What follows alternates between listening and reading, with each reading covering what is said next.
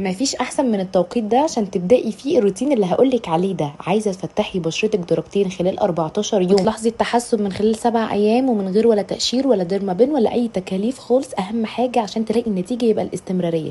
غسول ارجنتو كلير، غسول تفتيح وتقشير للبشره، بنستخدمه كل يوم مرتين. بينظف البشره بعمق ومن غير ما يسبب اي جفاف للبشره، لانه بينظم افراز الدهون في البشره عشان فيه ريتينول وزيت شجره الشاي.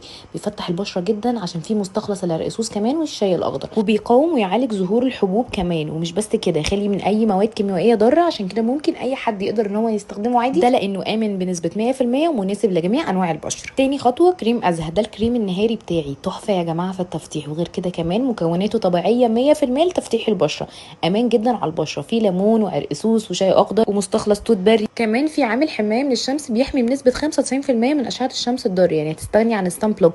وكمان بديل برايمر بيدي احساس حلو قوي ان الوش مات كده. المجموعه دي انا طلبتها من اللينك ده، عرض ازهى زائد كلير ب 250 جنيه بس، والشحن مجانا لحد البيت. الحقوا اطلبوه قبل ما العرض يخلص.